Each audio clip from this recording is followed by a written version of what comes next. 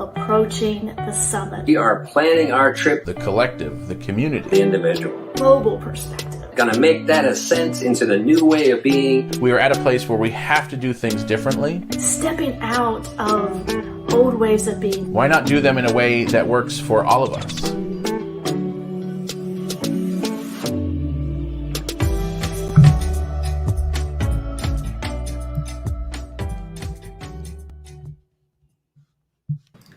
Hello, everyone, and welcome to episode 48 of Truth Be Told. Can you believe it? 48 episodes. And we are so glad to have you here. All right, big news. I know we've been saying it a lot, but this is for real. So the big news is in November, our first ever Oh Shift, Now What Summit. And so this is being presented by Soul Evolution Collaborative, and this is November 8th through the 11th from 7 to 9 each night Eastern Standard Time. So you may be wondering, what's this all about? I'm getting ready to tell you. So we all know there's been like this conversation brewing for years about how do we bring to life this new earth? We see things in front of us, and it's definitely time for some changes in a lot of areas. And so we recognize that the way we're living right now is not working, and some things need to really shift. But how? How do we operate in a way that actually brings about change? So the Soul Evolution Collaborative Oh Shift Now What Summit is where we're all going to get together and find ourselves again and come back to one another, embrace our spiritual nature, and commit to really creating a collaborative world that moves us forward to a greater expression of life. Sounds pretty amazing. We're super excited. There are going to be some really great speakers, and you'll find all the information on the website where you can sign up, soulevolutioncollaborative.org. And right now you see the banner there. So go to that website and you'll find more information about how to register, how to sign up for this amazing event. You're not going to want to miss it. So this month, leading up to the summit in November, our monthly theme is Approaching the Summit. Pretty appropriate, isn't it? So this is where we're really preparing ourselves. Now, we understand in this conversation that there's some things that need to be changed, and we need to be shifting in a lot of different ways to really express fully and to really step into new ways of being and new ways of looking at the world and life and how we interact with one another. So how do we do it? So this month, we're going to be gradually looking at all the steps we need to take to align ourselves in preparation for this shift. So the weekly theme today is planning our trip. So this is kind of the why, like what's going on, what do we need to do, how are we going to get there, what's going to happen, the why. Next week, we're going to talk about packing your bag. So we know if you've ever gone on a camping trip, we know we had to put all the right things in the bag so we have it along the journey. For the 19th, for 3 weeks from now, we're going to talk about hitting the trail, following the map, following our path. And really stepping into these ways in very intentional ways of being. And so then on 10/26, we're going to talk about setting up camp. You're following the whole metaphor, aren't you? This is good stuff. And so setting up camp, where we kind of come together collaboratively and take all the strengths and the experiences of each other and really prepare ourselves as a global community, as a community, not only a small spiritual community, but just a community of humanity stepping into this new way of being. So it's a pretty exciting month. Hopefully you're following the metaphor. We think it's a pretty good one. And it's a really good metaphor for life in general. So all that being said, sit back and relax. Enjoy another episode of Truth Be Told, Approaching the Summit.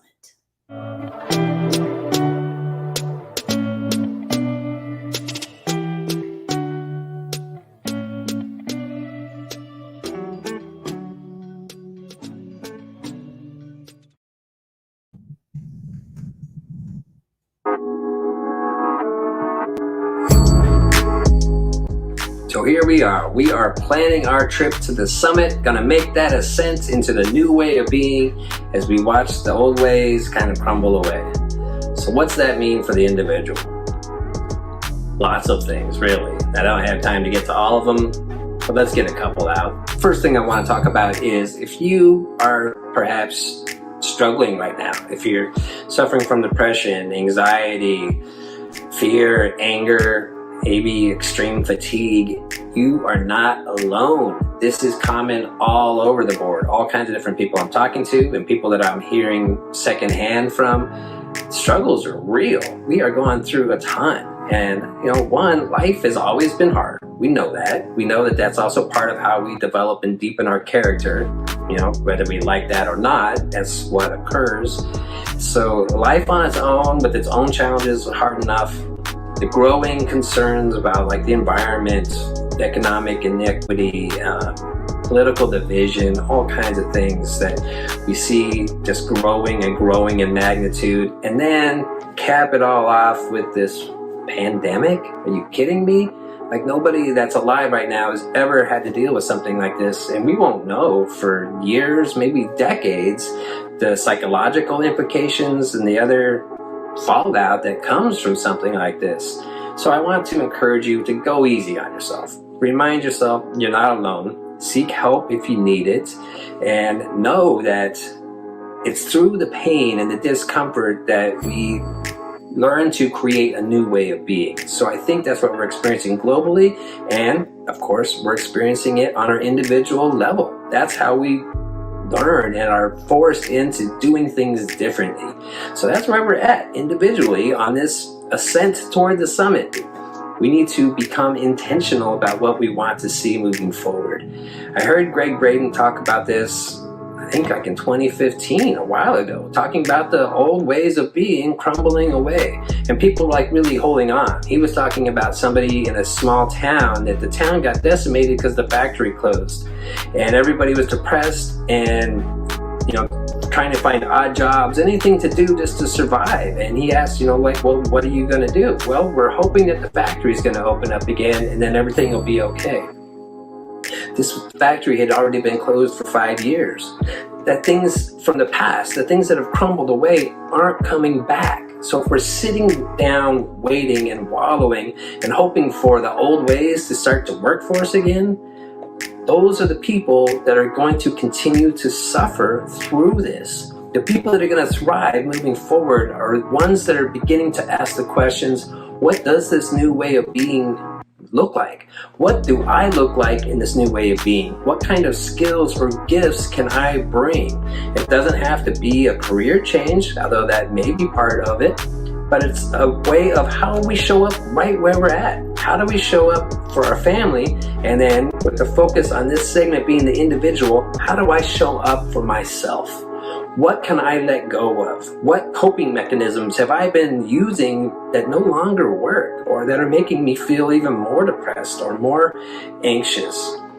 What things can I leave behind and what can I replace them with? That's what we need to be asking ourselves about moving into this new way of being, and then reminding ourselves that we are part of a much bigger thing. So as we make the point and the intention to creating something new in our life, a new way of being, it's amazing the strength, the courage, the resilience that wells up seemingly out of nowhere. It's part of our nature. We are spiritual, infinite beings.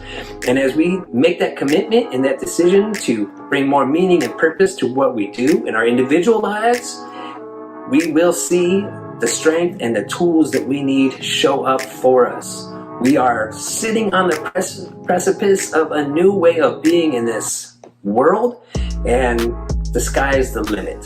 So I encourage you, get the help that you need if you're in that place. If not, offer the help to yourself, to your family, to your neighbors. Just continually asking, what do I want to see in this world moving forward? And be that. We can do this. We see the summit. We see the new place, the new way of being. Now let's start working towards that together, starting on the individual level.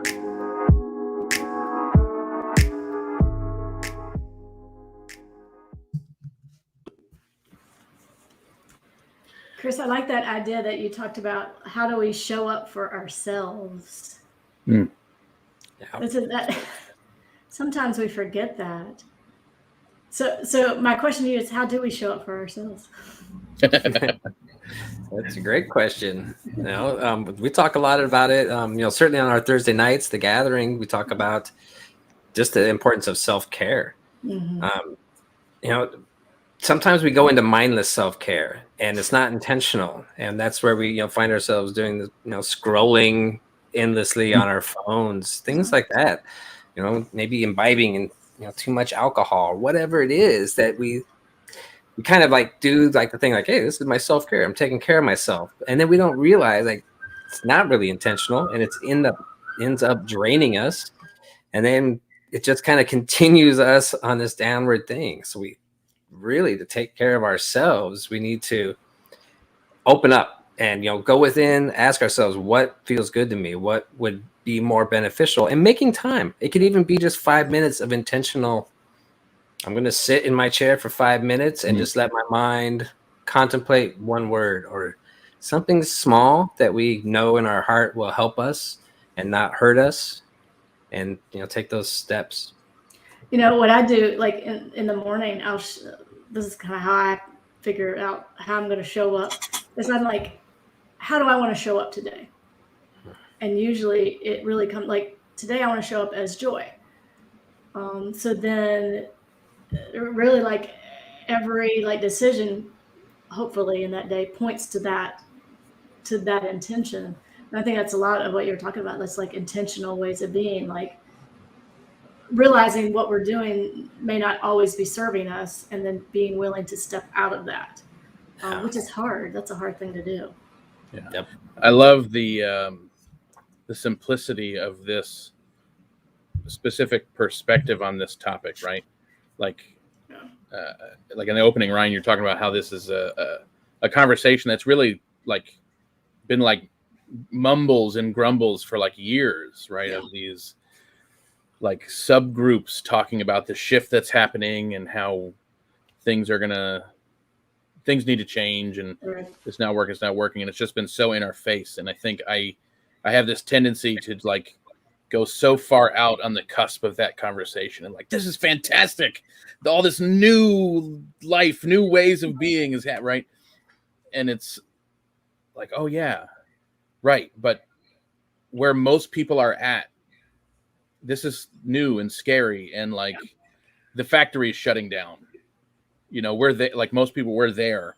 Like, yeah, right. And like that's where we're starting. If we take like this metaphor of approaching the summit, and this week we're like, wait, are we even all taking the same trip?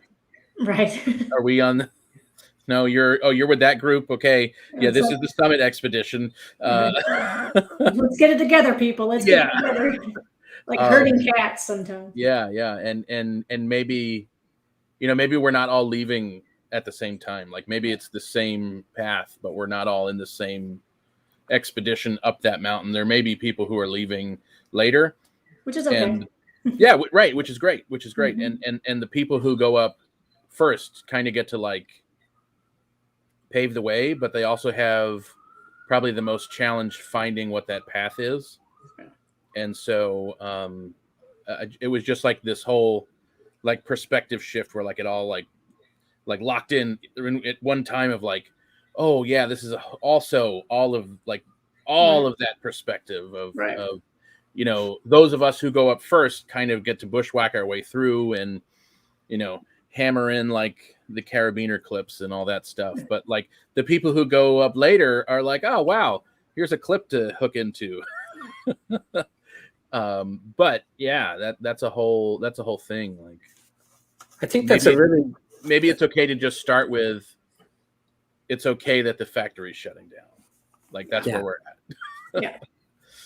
I really like your point and your perspective, because there are people, like I feel very fortunate that I can sit here and think and, commit time to like studying spiritual principles and take time for practices. That's not necessarily practical for a lot of people. And so I think that one thing we need to kind of like break that. This is something that my spouse talks a lot about, the fallacy of like the hierarchy of needs that kind of says like, you're not able to work on self-actualization until you've reached all these things. Yeah. But that doesn't necessarily have to be true, but we do have to learn and talk about it and see like, how can I bring in a little bit of spirituality into what I'm doing? Like I'm like right here on this bottom level, just trying to meet my, survival needs. Yeah. But how can I also incorporate just the awareness and the idea of connecting to that something bigger? Like, it doesn't have to be exclusive. And so Right. we may not all have access to the same amount of free time or the same amount of, resources. Can't all go on 10-day Vipassana silent meditations and leave the world behind for 10 days. Right. And at the same time, though, like, we need to open up this idea that it's not restricted to only those people. Yeah. So, Yeah. You don't have to get to a certain place to start doing it. Yeah. Right. Yeah.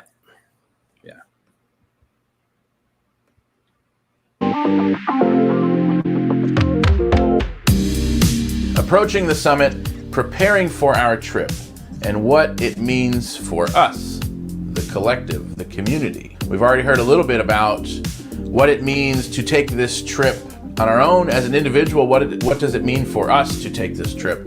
And so now we get to look at what it means for the collective of us to do this trip together.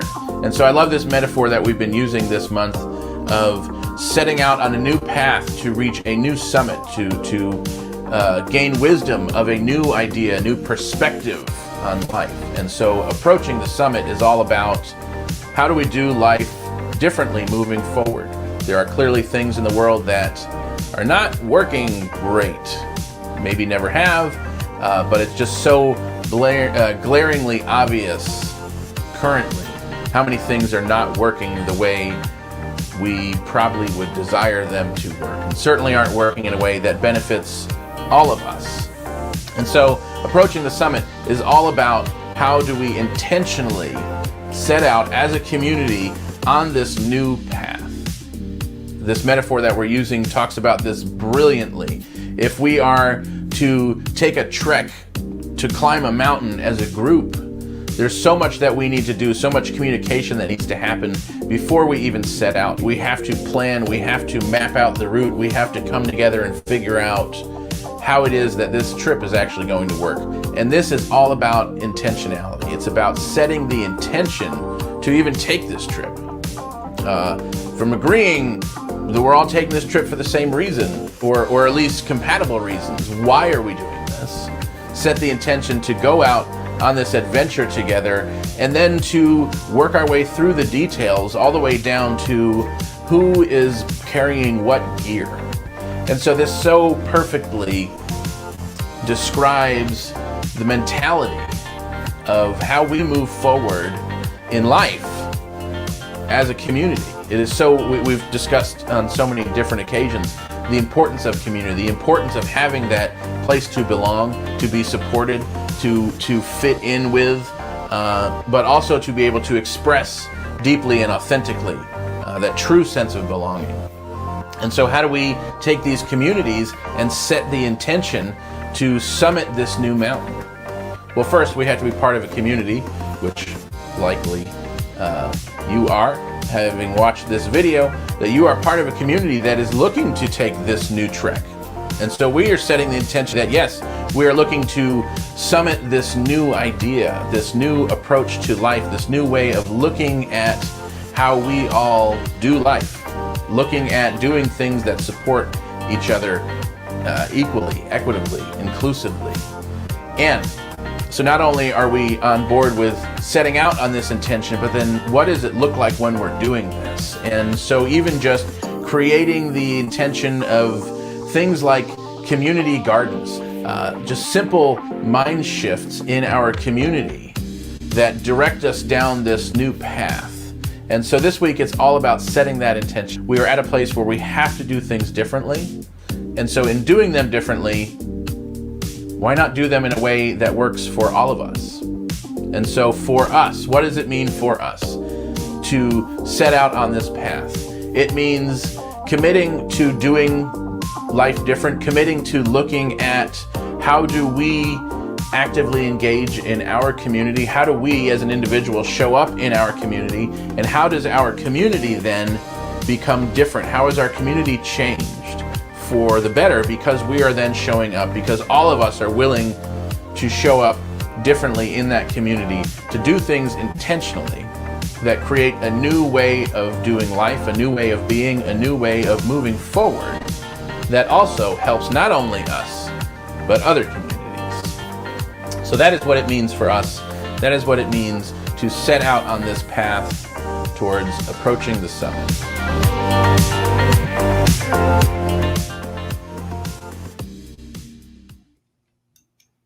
It's great stuff, Reverend Dan. So I'll go along the same lines as Reverend Ryan. How do we engage our community? How do we? Yeah, it's funny. I was just thinking that it's like I love how vague we can be with this and make it sound like we're saying so much. Give me the dirt. Yeah, you want the details, Dan. Yeah. Well, and I think that kind of is like this whole month. I think we're going to find it getting this deeper and deeper into this, because it's like it's such a new concept, I think, in so many places. This idea of actually collaborating in community, like to actually have a community of people that we belong to that help each other, that support each other, and not just like someone's sick, let's bring them meals here and there, or support their spouse by bringing them meals or whatever. Like, yes, that. But what would it mean to actually live in a, within a community of people where job, where like this is so far out there, but we're just going to go there for a minute. Like, imagine if we didn't work our jobs because our entire world depended on money, right? Like everything that we do right now is because we need money. And that's, people would argue that's not true, whatever, but like it is. The whole system right now is based on money. You have to have money to do anything to survive, blah, blah, blah. And so you need to go work this job to make money, right? So imagine we have a world where you didn't need to do that. Like what would we be doing if, now I would say I'm in a role where I would be doing the exact same damn thing. Right. Right. Sure. But like for most people, I think that's probably not true. What would we be doing if we didn't need to do this job for money? If you didn't need to do your job for money, right? Whatever this job is, whatever your job is, if you didn't have to do that because of the money, what would you be doing? And I guarantee you a huge majority of our population would be doing something completely different, and it would be to help other people. Yeah. And so right now, most of the jobs that are out there are actually at the detriment of other people. Like there are so many businesses and corporations that are literally in competition with each other. So we're trying to be so much better at our job. So you can, I mean, it's a whole mentality. Now that's totally like human made. We created that and we don't have to do that, but we decided sometime a long time ago we should, or wanted to, or whatever. Right. So imagine living in a community where that isn't the case. Imagine living in a society where needs are met because there is literally more than enough of everything that we need. It's just all in the wrong places, right? So, I'm on TikTok, but also waste time on TikTok. And there was one that came across my feed the other day, and it was, somebody just pointing out that, like, I think we have this all backwards. And it was the video was looking down the road, and like half a mile away, there's this truck, and this truck comes and it's like, and goes driving past, and it's filled with this logging truck filled with all these logs, and they go phew, right down past, right? So the camera had followed this, and now the camera's facing the other way. And as this truck passes, another truck comes the other direction, and it is also a logging truck filled with logs going that way. It's right. Like, wait a minute.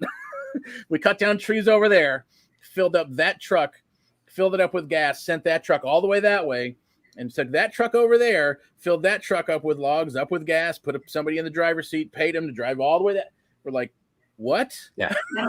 So it's just this craziness. There's more than enough. It's just all in the wrong place. Like, right. Why would we need to what? Now, maybe there's another good reason. Maybe they weren't really opposite, but they definitely were same road, same time, going in opposite directions, right? And like, even if that's not directly true of what we immediately where our thoughts go to, it's close. And there definitely are things like that,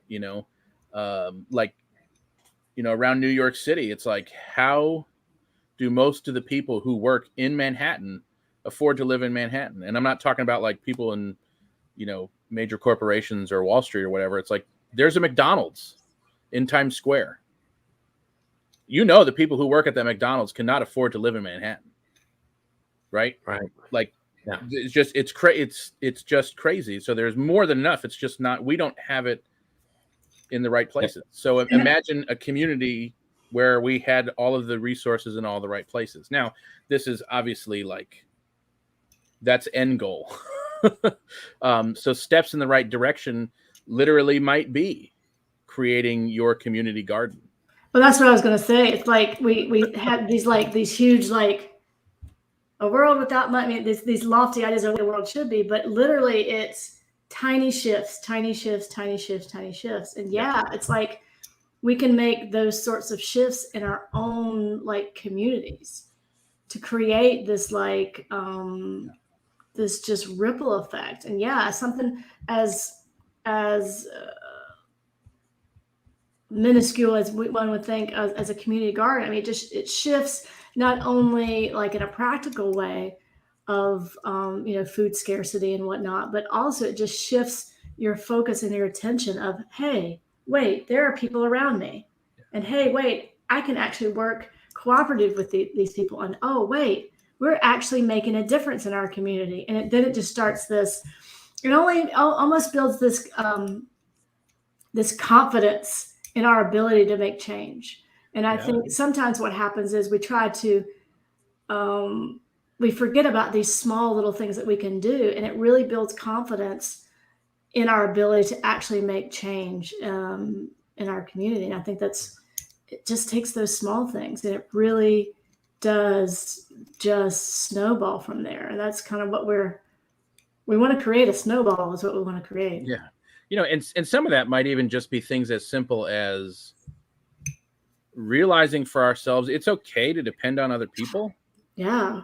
Right. Like I think we have this whole rugged individual, like got to support yourself, and everybody's out there trying to get all of the same amount of resources, all of the same things. And it's like, I don't know that we really all need to go do all of that. Like, what if you took your time and instead of having to do all 10 of the things you think you have to do in order to be valuable to this society, what if you only had to do like 2 things and do them really well? And then this other person can also do 2 things really well, or 1 thing really, really well. Like, if we actually were able to trust and depend on each other and provide things for each other, right? Like that's a whole other mentality. That's like the attractiveness of communal living. Just right.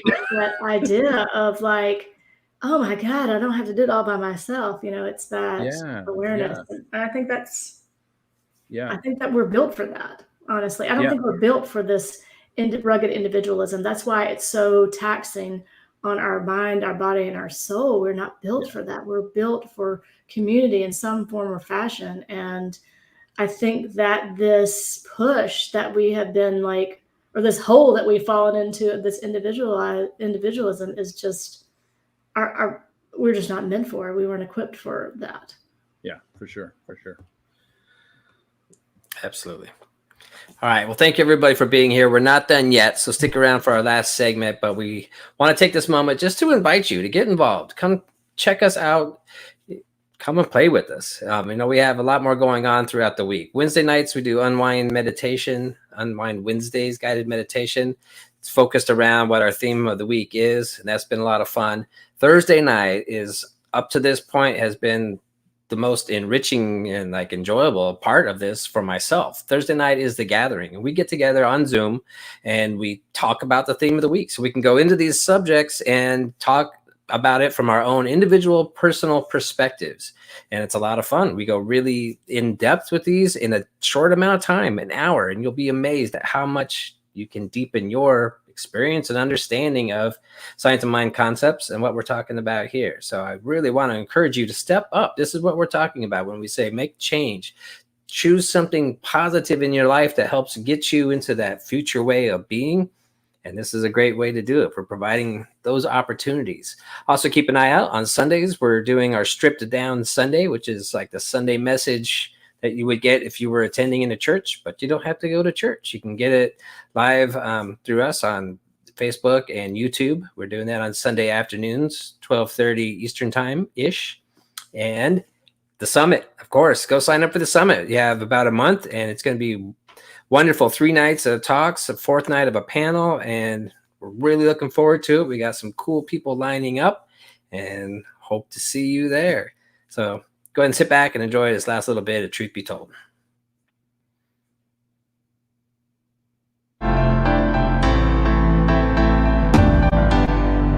What does this idea of approaching the summit look like from a global perspective? Now, we've talked about individual and we've talked about community and small groups, but now taking that experience, that understanding globally. So you don't have to look too far to see that there's a lot of things that are challenging in the world that we live in. There are a lot of folks that are not represented, a lot of folks that are left behind, a lot of folks that don't have a place at the table. And so this idea of approaching the summit is stepping out of old ways of being, stepping out of these systems and ways of living and ways of believing and ways of seeing the world, stepping out of these old ways that no longer serve us. They're not working. They're not working for everyone, that's for sure. And so this intentionality to step from that space and to bravely step into a new way of living, a new way of looking at the world, a new way of developing structures and systems and belief foundations that support and benefit the whole. Not just me, not just my small little group, but the world, globally. And so what does this look like? And honestly, it's hard to know what this looks like right now. But what we know for sure is that our current ways of being need to be stretched a little bit. Need to step out of that. Be willing to, and oh my goodness, it's so terrifying because we are so used to systems and beliefs and ways of seeing things that we've always done. We've always been that way, or that's the way it's always been done. And sometimes we can get lulled to sleep, especially when some of these systems don't negatively impact us. But instead, the invitation is to stretch our vision, to stretch this peripheral understanding, and what it would look like to create an experience where everyone has a place at the table, where everyone's voice is heard, where the needs and the physical needs, the emotional needs, the spiritual needs of everyone are held with such intention, with such high value, that it can't help but literally break everything in half. And what happens is this expansion, this openness, this amazing way of being that we can hardly see right now, but we know that it's the next stage. We can feel it. We can see the changes. We can feel the changes in our own individual psyche and souls. We can feel it, that stirring. We can see it in our collective communities, our spiritual communities. There's this yearning, a yearning for something different. We see this even outside of our communities, whether you're in spiritual community or not. Don't you feel it, this urge that what has been is no longer what is needed, but instead, it's this call to stepping into something new. And so we don't always know what that looks like. And so this month, we're going to really look at what would that look like? What are the tools and things that we'll need to gather? What is the support? What is the foundational concepts that we will need to have in order to navigate this adventure? And yeah, it's an adventure. Sometimes, like adventures, like when you go on a hiking trip or any other camping trip or something, it's adventurous. That doesn't mean it's without challenge. That doesn't mean it's without difficulty. But knowing that the summit, not that it's a destination, but rather understanding that the summit is this idea of a path, this idea of moving from one way of being to another way of being. And so that's the call. That's the big why. And understanding that as we shift individually, as we shift as communities, no matter where you are in community, whether it's a social group, a family community, or a spiritual community, that as we begin to shift individually and then collectively as a community, that it cannot help but shift the world. And so that's the adventure. Are you ready?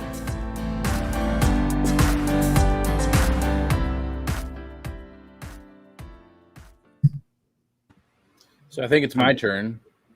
That's awesome. What does it mean? What does it mean? What do we do with it? Oh, the hell I know. I don't know. Yeah. Right? Yeah. I think that it's so hard to see it. I think we can see it, but we can't see the path to it. And I think that honestly, the first step is to actually kind of like look in that direction. Just like when you're starting on a trek of some sort and you're at the trailhead where you're going to be looking towards where you're wanting to go. You're not going to be like gazing back at the parking lot. And so, which you shouldn't be. Yeah. So I think it's having these conversations. It's not being afraid to have these conversations. It's not being afraid to say, hey, some of the things I'm doing are part of the problem. And I want to be part of the solution and part of the ways. And so there are things in my own life that I need to shift. And so I think it's not being afraid to have this conversation. It's not, and a lot of times we talk about this too, especially in spiritual communities. We don't want to, dare I talk about toxic positivity, but I think sometimes that's what happens. It becomes such a block where we're so afraid to talk about the areas that we need to move away from and the areas that we need to move towards. And that's not being negative. That's not being critical. It's being intentional. And that's what the spiritual life is about. It's what life is about in general. A life that is free and joyful and all those and sad and happy and all that sorts of things. But it's this intentional way of looking at things. And I think that's the start, realizing, like I said, looking toward the destination, not the parking lot. Yeah. I know that's as vague as answer as I can get, but I think it is. It's just all about those subtle shifts. And, it really does empower us to move forward. Yeah. And it's kind of interesting because when we do look at the bigger picture of this whole conversation of, approaching the summit, and I know we're kind of using it like in a kind of a kitschy way because we're having our summit in November, right? But like right. in that Very clever. right? Wow, we're like good at this, I think. I hope. But in terms of the metaphor of like almost like that biblical, like metaphysical kind of context of like, anytime in the Bible somebody went up into the mountains and they came back with this wisdom, like the mountains is this highly spiritually intellectual, changing. It's a place you go to like change your being, and you come back with this new way. And so I think just even having the conversation, being willing to recognize, these things are not working. Everyone doesn't have a seat at the table right now. And if everyone doesn't have a seat at the table, then our seat's not really that valuable. The conversation being had at the table is like not really the real conversation. It's kind of the conversation that we've manufactured, that we are comfortable having, but it's not the real conversation. Yeah. Right. And so it's kind of this giant bypass of an experience. How long have all of the comfortable people lived this bypass of an experience, ignoring what's not their experience? And so when life is like, no, that doesn't really fly anymore, because here are all these things in your face that says we are evolving beyond that being not acceptable, but accepted, It is no longer accepted in so many more places. Just having the conversation and being willing to look at, I mean, maybe that, like, how does the globally, how do we begin to plan this trip into, up to the summit? And like, it might be as simple as just the willingness to look at the fact that there is a need for us to journey into a different way. Right. And yeah, who knows what that really looks like, what that journey is really like. There's something that just became kind of really clear to me while we're talking about it here, and it's leading me to the people that are the people that don't want to let go, the people that really want to cling to that old. So I think one thing is to say, like, the old ways that are crumbling away, it wasn't all bad. There was a lot of good, and it's gotten us to where we are. And we're not saying everything was horrible and that everything's got to go. We're moving towards a way of, it's kind of like when we seek, our own personal enlightenment. People are like, well, when you achieve oneness, you're not going to be yourself anymore. And it's like, no, it's the opposite. When you get closer to that higher part of yourself, it's like you are more yourself. You're more free. And I think it's that same way as we move forward. We don't have to dump everything. There's a lot of good stuff that's going to come into an even better way of being shared and enjoyed as we come forward. The traditions that people want to hold on to, little things. We're just kind of dumping the parts of it that don't work, leaving that behind. And then as we come into this intentional community moving forward, we're not losing the best parts of ourselves. We're enriching that and bringing that together out into the world in a bigger way. Like sifting the flour. It's just a constant sifting. Yeah. What's really interesting about that too. So here's a really weird perspective. And it's going to sound almost contradicting to what you just said, but I think it's really not. That for a lot of the people who are hanging on to old ways, those old ways, like what most people think is new, is like what for me is what I would look at it being like, yeah, that's what we needed to be doing 10 years ago. Yeah. And so what's new now is not what's new for most people. What's new, I think, for most people is like underground old already, right? Like the people who were in that sub conversation, that's been like, we've gone through all that and now we're looking for this, right? But the reason we could do that was because we were able to build on what was already there 10 years ago. Yeah. Right. So because we were able to be aware enough of what wasn't working 10 years ago, we went, oh, what if that changes into this and into this and into this? So it's like there's already this momentum building, and that is because of everything that came before us. Like, we're standing on the foundation of everything that came before us, right? And macro, micro, that's the same thing we do individually. Like when we do our personal work, when we go on this personal journey, we are who we are, not in spite of what happened, but like because of what we went through, that gave us the experiences to develop whatever skill, whatever lesson, whatever terminology we want to put on that. We are who we are because of our history, because of our journey, right? And when we walk through that and come out the other side of that, all of a sudden that's our biggest gift to the world, is coming through the other side of that and going, oh, this has given me this information, this skill, this way of being, this appreciation, this grounded, whatever it is, right? And so I think that that for the people who are left hanging on, it's kind of like when radio came out. Well, radio is going to melt your brain. Like listening to all those radio shows. Well, it didn't. TV came out. The TV is going to melt your mind. It didn't, right? The same thing with computers, right? The same thing, all this social media, like it's not, it hasn't, it's not, right? But that's there because that thing before it was there. And so it's really the same thing. It's like whatever the old was becomes the foundation for the new. And so people who are clinging on to what was, because that was the new from what was before that, right? Well, so it becomes this like, yeah. And I think it's natural. I mean, we talk about, and I know we've talked about this, we talk about, people that are wanting to hang on to old things. we're some of those people sometimes. There are things in my life I don't want to let go of. And so I guess when we talk about it, it's not like it can be almost seem like we're othering, but we're not. I think it's just Right. this awareness that, yeah, it's hard. There are a lot of things I don't want to let go of, but we can do hard things.